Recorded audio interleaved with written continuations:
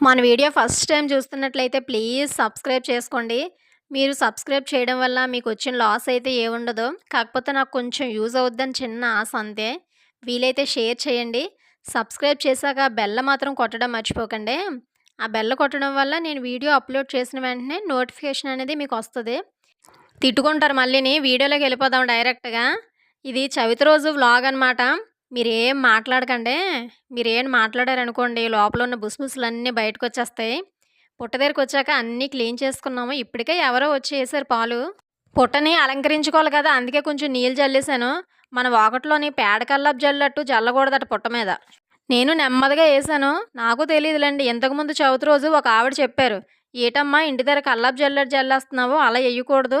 నెమ్మదిగా ఎయ్యాలని" చెప్పగానే గుర్తొచ్చిందిప్పుడు. బహుశా కల్లాపు జల్లినట్టుగాని జల్లితే పాములు గాని బయటకొచ్చేస్తాయేమో! తెలియలేనోళ్ళు ఉంటారు కదా! ఆళ్ళకి మంచి ఇన్ఫర్మేషన్ ఇచ్చాను నేను గుర్తుపెట్టుకోండి. ఈ ముగ్గులు చూసారా? మొన్న కాలువకెళ్ళినప్పుడు ఒక అమ్మాయి అడిగింది, "బానే సింపుల్‌గా పెట్టేసుకుంటున్నావు. మేము చేత్తో పెట్టేసరికి చాలా లేట్ అయిపోతుంది. వరిపిండి కూడా వేస్ట్ అవుతుంది" అన్నది. నిజంగా నాకు ఇలా ఎంతసేపు పెట్టినా ముగ్గు కష్టం అనిపించట్లేదు. అందుకే పుట్ట అంతా ఎయ్యగలిగాను. లేదంటే పుట్ట అంతా ఎయ్యలేము. చేతికి గూడా కష్టం లేదు. వరిపిండి ముగ్గులు కూడా అయిపోయి, ఇంకా పసుపు బొట్టు కూడా పెట్టాలి కదా! కొంచెం అలా పసుపు, కుంకుమ బొట్లు పెట్టేసాను. మనకి 3 కన్నాలు కూడా ఇక్కడ సిద్ధం చేసి రెడీగా పెట్టుకున్నాము. పుట్టకిప్పుడు అందమైన కలొచ్చింది చూసారు కదా! పసుపు బొట్టు పెట్టగానే. మేమైతే ఇంటి దగ్గర నుంచి అందరూ తీసుకొచ్చినవే తీసుకొచ్చాం. సిమ్మిడి, సలివిడి, వడపప్పు, అరటిపళ్ళు, కొబ్బరికాయ, అవేవో పువ్వులంటారు కదా! ఏంటివవి? నాకు గుర్తు రావట్లేదు సడెన్‌గా ఇప్పుడు. 4 సంవత్సరాల నుంచి కూడా మా 2 ఫ్యామిలీలే కలిసి ఎళ్తున్నాము ఎప్పుడో పుట్ట దగ్గరికి. కానీ అప్పుడు వేరే పుట్టకెళ్ళేవాళ్ళమి. ఆ పుట్ట ఫుల్లుగా మూసిపోయింది. కంచెలవి యేసేసారక్కడ. అందుకే కొత్త పుట్ట ఎతుక్కోవాల్సొచ్చింది. నాగరాజు పుట్ట బానే మార్చాడు ఈ సంవత్సరం.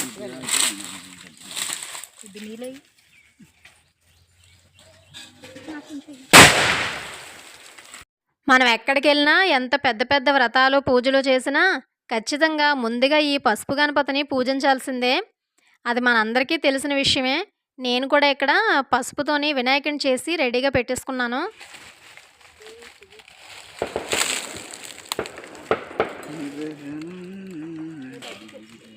ఈ అమ్మమ్మ వెనక నుంచి ఇలా చేయండి, అలా చేయండి అని చెప్తుంది. పెద్దవాళ్ళు ఉంటేనే మనకి కొన్ని కొన్ని విషయాలు కూడా తెలుస్తాయి.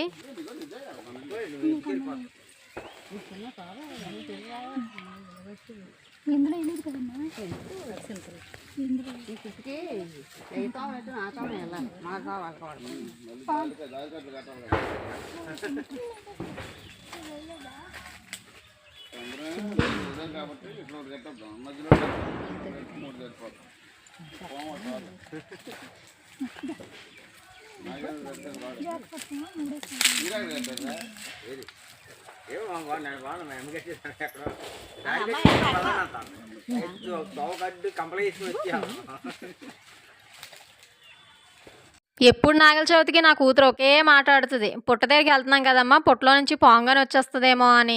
గణపయ్యని ముందుగా పూజించుకున్న తర్వాత నాగరాజుకి నైవేద్యాలన్నీ సమర్పించాము.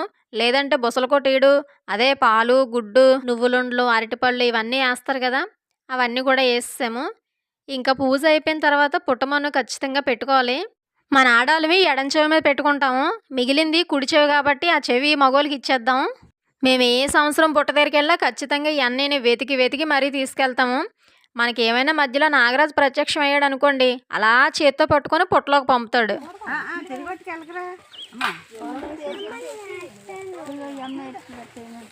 పాలు మిగిలాయి కదా, ఇంటికి పట్టుకెళ్ళిపోయి తాగుదాం అనుకున్నాను. కానీ అలా పట్టుకెళ్ళకూడదంట, పుట్టలో వేస్తాం మళ్ళీ. లేదంటే నా వెనకే పరిగెత్తొస్తాడు నాగరాజు. తీసి కొబ్బరి మొక్క తీసి అందరికి ప్రసాదం అదే అన్నాను. ఎడంతే ఆడవాళ్ళు ఎడంతే, మగవాళ్ళు కుడితే.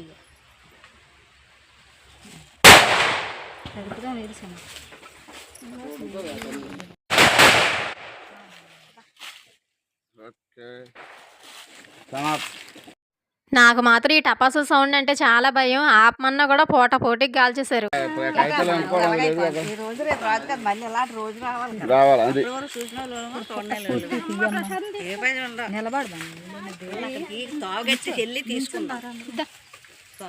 అమ్మమ్మ అందరూ రండి. వాళ్ళు లతబా రారా ఆకులు అలాంటివి ఏమన్నా లతబా కమాన్. మనం ఏ దారి నుంచి అయితే వెళ్ళామో ఆ దారికి దారి కట్టుకొని రావాలి కదా! అలాగే మేము దారి కట్టుకొని వచ్చేసాము. వచ్చేసిన తర్వాత ఇంకా ప్రసాదాలు పంపుడు కార్యక్రమం అయిపోయింది. కొంచెం కొంచెం అలాగా ప్రసాదాలు తినేసి ఓపిక లేవు అస్సలు ఎవరికిని. ఉదయం నుంచి నాన్ స్టాప్‌గా ఒకటే పని.